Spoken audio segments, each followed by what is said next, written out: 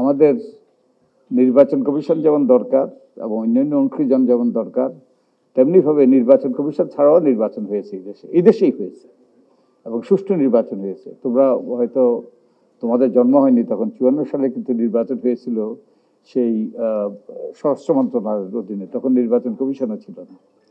তখন কিন্তু সুষ্ঠু নির্বাচন হয়েছিল এবং সেই সরকারি দল কচুকাটা হয়েছিল। সে নুরুল আমিনরা তাদের পরাজয় ঘটেছিল, ব্যাপক পরাজয় ঘটেছিল মুখ্যমন্ত্রী নুরুল আমিন। তো এই নির্বাচন কমিশনটা সুষ্ঠু নির্বাচন হয়, কিন্তু বর্তমান প্রেক্ষাপটে বোধহয় নির্বাচন কমিশন ছাড়া আমরা সুষ্ঠু নির্বাচন কল্পনাও করতে পারি না। এবং আমরা যদি নির্মমভাবে বিশ্লেষণ করি তাহলে দেখব যে নির্বাচনের জন্য অনেকগুলো অংশীজন আছে, তার মধ্যে সবচেয়ে গুরুত্বপূর্ণ অংশীজন কিন্তু নির্বাচন কমিশন। কারণ নির্বাচন কমিশন হলো সাংবিধানিকভাবে প্রতিষ্ঠিত সুষ্ঠু নিরপেক্ষ নির্বাচনের জন্য একটা স্বাধীন প্রতিষ্ঠান। এই নির্বাচন কমিশনের দায়িত্ব কিন্তু নির্বাচন করা, সুষ্ঠু নিরপেক্ষ নির্বাচন করা। তোমরা সুষ্ঠু নির্বাচনের কথা বলেছ।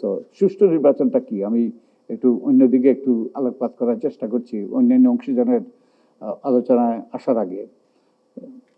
নির্বাচন কিন্তু একদিনের বিষয় নয়, নির্বাচন একটা প্রক্রিয়া। Double million offer, Walton fridge কিনে পেতে পারেন 20 লক্ষ টাকা, রয়েছে কোটি কোটি টাকার নিশ্চিত উপহার। এই প্রক্রিয়াটা সুষ্ঠু হতে হবে, এই প্রক্রিয়াটা সঠিক হতে হবে, এই প্রক্রিয়াটা নিরপেক্ষ হতে হবে। এটা শুরু হয় ওই যে অনেক আগ থেকে, ভোটার তালিকা প্রস্তুত থেকে। ভোটার তালিকা যারা যোগ্য তারা যেন সবাই ভোটার তালিকা অন্তর্ভুক্ত হতে পারে। এবং শুধু তাই নয়, নির্বাচন যখন আসে যারা ভোট দিতে যারা প্রার্থী হতে চায় তারা যেন প্রার্থী হতে পারে। তারপরে যে নির্বাচনের যে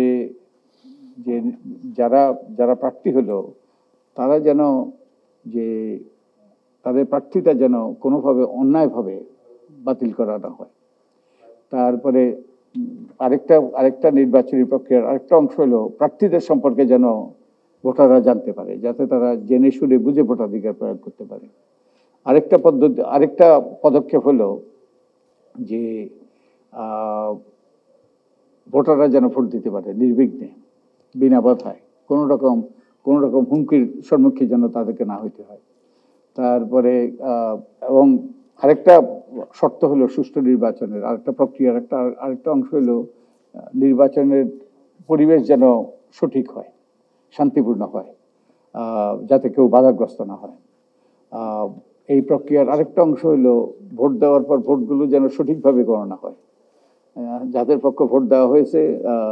এবং ভোট কেন্দ্রে তো অবশ্যই কোনো বিশৃঙ্খলা না হয়, কেন্দ্র দখল ইত্যাদি যেন না হয়, এবং ভোটগুলো যেন সঠিকভাবে গণনা হয়। যাদের পক্ষে ভোট দেওয়া হয়েছে তারা যেন তাদের পক্ষে যেন ভোটগুলো গণনা হয়। তারপরে এবং শুধু তাই নয়, ভোট গণনা হলো না, ভোট যেন সঠিকভাবে ভোটের ফলাফল প্রকাশ করা হয়, যেন মিডিয়া কু অন্যান্য কিছু না ঘটে কারসাজির মাধ্যমে যে ফলাফল পাল্টে দেওয়া না হয়। তো এই প্রক্রিয়াটা যদি সঠিক হয়, দীর্ঘমেয়াদী প্রক্রিয়া, বহু মাস ধরে এই প্রক্রিয়াটা চলমান থাকে, এই প্রক্রিয়াটা সঠিক হতে হবে যদি সুষ্ঠু নিরপেক্ষ নির্বাচন নিশ্চিত করতে হয়। তো এই জন্য এর মূল দায়িত্ব কিন্তু নির্বাচন কমিশনের। নির্বাচন কমিশনে কিন্তু সাংবিধানিকভাবে এটা দায়িত্বপ্রাপ্ত প্রতিষ্ঠান, এবং সংবিধানের 118 অনুচ্ছেদে বলা আছে নির্বাচন কমিশন স্বাধীনভাবে দায়িত্ব পালন করবে, স্বাধীন।